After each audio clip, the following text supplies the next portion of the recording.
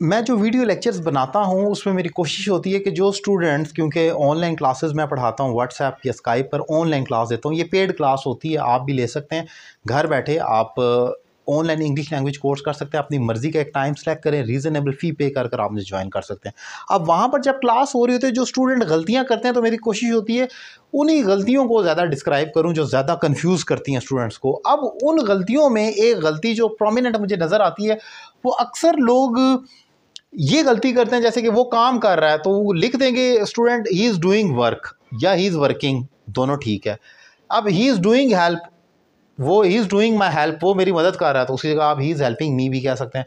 लेकिन ज़्यादा बेहतर किसको कहा जाएगा, ज़रा इस चीज़ को समझ लें। ऑब्वियसली जो वर्ब इटसेल्फ मौजूद हो, फिर डू लगाने की ज़रूरत नहीं होती है, आपको डू लगाने की ज़रूरत नहीं है। अगर ये जो वर्ड है ये खुद अपने अंदर करने का लफ्ज़ समोया हुआ है, इसके अंदर शामिल है करना।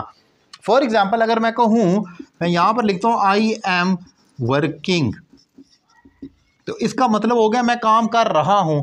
अब जो काम करना है, ये जो वर्क का वर्ड है, जो वर्ब है, इसके अंदर डूइंग वर्क मौजूद है। मुझे बाहर से लिखने की ज़रूरत नहीं, I am doing work. I am working का मतलब, आपसे कोई पूछे ना वर्क का क्या मतलब, वर्क का मतलब है काम करना, करना इसके अंदर ही शामिल है, आपको डू लगाने की ज़रूरत नहीं है। आप खाम नाउन लगाकर वर्ब बना रहे हैं, मतलब छोड़े नाउन और वर्ब की बहस को। आप सिंपल ये देखें कि अगर आप बेसिक स्टूडेंट्स हैं तो वर्क का क्या मतलब है, काम करना, काम करने को वर्ब कहा जाएगा। इसी तरीके से डूइंग हेल्प का मतलब है, इसका मतलब है मदद करना, तो क्यों ना हेल्पिंग कह दिया जाए। हेल्पिंग का मतलब ही हेल्प का, अगर आपसे वर्ब पूछूं हेल्प, तो इसका मतलब है, इसका मतलब है मदद करना। इसकी second third form helped, helped है क्योंकि ये रेगुलर वर्ब है। तो आपको ये कहने की ज़रूरत नहीं है आई एम डूइंग हेल्प, आप सिंपली ये कहेंगे आई एम हेल्पिंग हिम। इसी तरीके से अब वो कंस्ट्रक्शन कर रहा है, अगर मैं कहूँ वो तामीर कर रहा है, ही इज़ डूइंग कंस्ट्रक्शन, तो क्यों ना मैं कह दूँ he is constructing something. Obviously तो कंस्ट्रक्ट का मतलब ही तामीर करना है, डू लगाने की ज़रूरत ऑब्वियसली नहीं है। फिर देखें डूइंग डिस्ट्रक्शन, वो तबाह कर रहा है, he is doing, the politician are doing destruction in Pakistan, सियासतदान मुल्क के अंदर तबाही कर रहे हैं। तो इसकी बजाय आप ये कह सकते हैं the politician are destructing Pakistan. Destruction की बजाय आप यहाँ पर अगर वर्ब के तौर पर इस्तेमाल करें तो वहाँ पर आप डिस्ट्रॉय कर देंगे, आप डिस्ट्रॉय लिखेंगे, इसका मतलब हो गया तबाह करना, डिस्ट्रक्शन। डूइंग डिस्ट्रक्शन की बजाय क्यों डू लगाकर खामखा फ़िक्रे को लंबा करने की ज़रूरत ही नहीं है।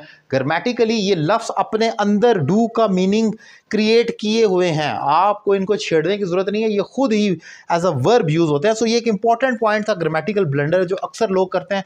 बेसिक ही चीज़ है, लेकिन अक्सर ये चीज़ याद रखें कि कई दफ़ा जब मैं कोई चीज़ समझाता हूँ तो लोग एकदम कमेंट करें ये किसको नहीं पता होगा, ये सब आपको आता है, मेजॉरिटी को फिर भी नहीं आता। Majority is always authority. तो जो ज़्यादा लोग डिमांड करते हैं, जो ज़्यादा लोगों की कन्फ्यूजन है, वो डिफ़ाइन करता हूँ। इसके अलावा ग्रामर का हर एडवांस का ग्रामर का टॉपिक भी सेपरेटली मैं डिफ़ाइन कर चुका हूँ, वो भी आप देख सकते हैं मेरे यूट्यूब चैनल सैयद अली रज़ा काज़मी पर, लिंक आपके सामने मौजूद है। लेकिन यहाँ पर बेसिक की चीज़ें डिफ़ाइन कर रहा हूँ जो कि मेजॉरिटी की कन्फ्यूजन है। उम्मीद करता हूँ लेक्चर आपको पसंद आया होगा। Thank you very much.